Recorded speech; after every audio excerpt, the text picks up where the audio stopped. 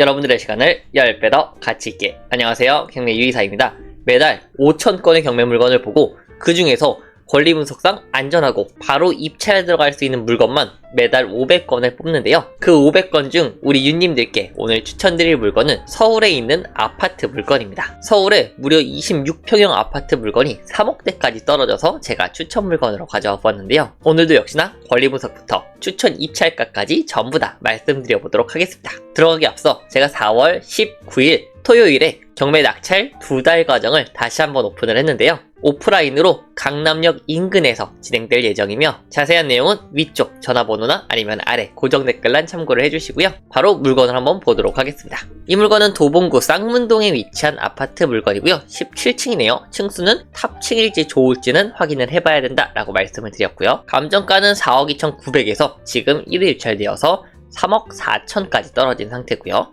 건물 면적은 65제곱미터 26평형 아파트 물건입니다. 보시면은 역시나 층수는 꼭 확인을 해봐야 되는 이유죠. 17층 중에 17층 탑층 물건은 아무래도 시세가 조금 떨어지는 경향이 있어요. 그렇기 때문에 이런 부분은 주의를 하셔야 된다라고 말씀을 드리고 91년식 물건으로 구축에 해당되는 아파트 물건입니다. 사진을 한번 보시면 요 물건인 것 같고요. 52동이라고 적혀 있는 것 같고요. 그리고 현관문을 보시면은 수리는 따로 안 돼 있는 것으로 보여지죠. 따로 큰 수리는 없는 것으로 보여지고 그리고 그 이외의 사진들이고요. 경매 물건은 복도식 구조로 되어 있고 구조를 보시면 방이 3개 그리고 화장실 하나, 거실 하나가 있는 구조다라고 확인이 됩니다. 자, 그러면 바로 단지 정보를 한번 볼 텐데요. 아까 동이 52동이라고 해가지고 동이 52개나 있는 건 아니고요. 이 물건 같은 경우에는 3개 동으로 이루어진 400세대 정도의 평범한 단지의 아파트 물건이다 라고 보시면 좋을 것 같고요. 주차 대수는 세대당 0.68대로 상당히 부족할 것으로 예상이 됩니다.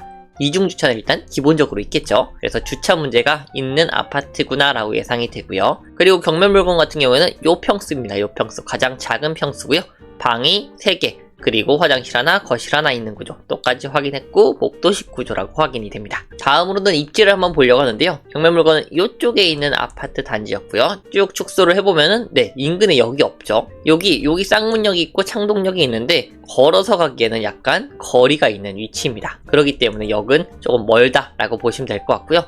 거리 재기를 통해서 한번 보시면은 대략적으로 그냥 쭉 봤을 때 900m죠. 그러니까 1km가 약간 넘어가겠구나 라고 예상이 되고요. 도보 이동이 약간 어려운 편입니다. 그래서 역세권 아파트는 아니다 라고 말씀을 드리고요. 다음으로 학군인데요. 학군이 보시다시피 상당히 많습니다. 그래서 이쪽에 초등학교, 이쪽에 중학교가 위치하고 있고요. 이쪽에는 중학교, 그 다음 고등학교, 다시 또 고등학교가 따로 또 위치를 하고 있고 여기 옆에는 또 초등학교까지 있어요. 그리고 아래쪽에도 초, 중, 고등학교가 전부 다 도보권으로 위치하고 있어가지고 충분히 이동이 가능한 상태고요. 그래서 이 아파트 단지 같은 경우에는 학군에 있어서는 장점이 많은 아파트다라고 말씀을 드립니다. 마트는 인근에 동네 마트만 위치하고 있고요.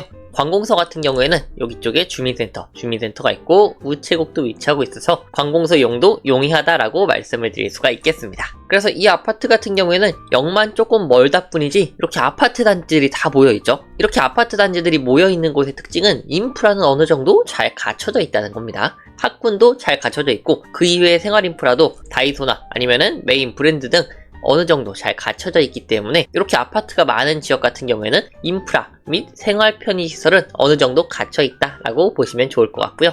이 물건 또한 그렇습니다. 자, 그럼 이제 본격적으로 시세를 한번 봐야겠죠. 이 물건 같은 경우에는 87제곱미터였고 실제로는 이렇게 보면은 65.37제곱미터죠. 그래서 이 아파트 물건이다 라고 확인이 되고요. 거래 사례를 보면은 4층이 4억 3천 그리고 6층이 4억 500 그 다음 5층이 4.35억 그리고 쭉 봐도 4억 초반 정도의 시세를 형성하고 있는 것으로 확인이 됩니다. 그리고 다음으로 호가를 한번 보시면은 호가 같은 경우는 이제 중층이 4억 3천부터 시작이 되고요. 그리고 그 아래는 4억 5천으로 올라간 것으로 보여집니다. 그렇기 때문에 지금 이 물건은 4억은 기본적으로 넘을 거고요. 요거보다는 시세가 낮을 것 같아요. 요거 같은 경우에 4억 3,500에 나온 게 조정 가능이고 그 다음에 입주가 협의 가능이라고 나와 있죠. 그렇기 때문에 이거보다는 시세를 낮게 보는 게 좋을 것 같고요. 그래도 시세를 한 4억 2천에서 4억 3천 정도 한 4억 2천에 가깝게 보시면 좋지 않을까라는 생각이 있습니다. 저는 시세를 약간 보수적으로 4억 2천 내외로 보고 말씀을 드려보도록 하겠습니다. 그럼 시세를 4억 2천으로 잡았을 때 지금 최저가 얼마죠? 3억 4천이죠? 그래서 지금 대략적으로 한 8천만원 정도 차이가 나는 상태다 라고 말씀을 드리고, 그렇기 때문에 지금 충분히 입찰이 가능한 상태입니다. 자, 그럼 이제 우리가 시세는 확인했고 이 물건이 안전해야지 입찰을 가시겠죠. 그래서 등기부등본, 권리 분석을 한번 보려고 하는데, 요약본으로 한번 보시면은 여기 여러 가지 권리들이 있는데 항상 말씀드렸지만 권리의 종류만 파악하시면 됩니다. 권리의 종류를 한번 볼게요. 갑구에는 가압류라는 권리가 있고요. 그 다음에 임의경매, 그리고 압류, 세 가지 권리의 종류만 있습니다. 그리고 을구를 한번 보시면은 을구 같은 경우에는 이렇게 근저당권밖에 없어요. 그쵸? 아무것도 없다라고 확인되기 때문에 이렇게 여러 가지 권리가 있지만 실제로 있는 거는 압류, 가압류, 임의경매, 근저당 이렇게 네 가지가 끝입니다. 이 네 가지는 전부 다 말소기준권리 후보군에 속한다 라고 말씀을 드리고 있고요. 이 후보군 중에서 가장 빨리 접수된 권리가 말소기준권리가 되고, 이 네 가지 후보군들은 전부 다 낙찰 후 말소가 되는 겁니다. 그러면은 여기서 가장 빠른 거, 이건 23년 12월 가압류고요. 그리고 20년도 5월 19일, 이게 말소기준권리가 되고, 말소기준권리를 포함해서 모든 권리들, 이것까지 전부 다 말소가 된다. 즉 낙찰자 인수사항이 없다라고 말씀을 드립니다. 다음으로 매각물건명세서를 확인해 보시면은, 일단 저는 여기 아래쪽부터 확인을 하는데, 권리나 혹은 가처분으로 효력이 소멸되지 아니하는 것, 그리고 지상권, 비고란에 특이사항이 있으면은 여기 적어주는데 아무런 내용이 없고요. 임차인분도 지금 없다라고 합니다. 그렇기 때문에 이 물건은 입찰가만 잘 산정하시면 되는 그런 안전한 물건이다 라고 정리해서 말씀을 드리고요. 다만 보시면은 12월까지, 작년 12월까지 180만원 정도 미납돼 있거든요.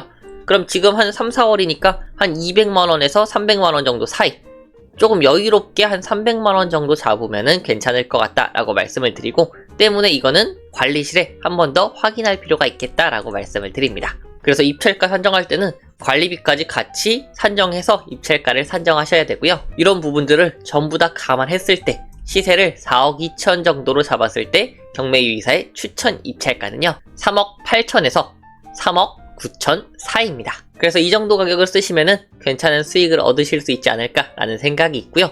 요즘에 입찰 경쟁이 조금 많아지고 있어서 3억 9천, 4억을 이렇게 넘기게 쓴다 그러면은 수익이 거의 발생하지 않기 때문에 저는 개인적으로 자신만의 수익화 프로세스를 가지고 계시면은 좋을 것 같다 라고 말씀을 드리고요. 저는 그래서 이 정도 금액 사이를 추천드릴 것 같습니다. 그래서 이 물건 관심 있으시다면 25년 4월 8일 화요일날 북부지방법원에서 진행하니까 참고해 주시면 좋을 것 같고요.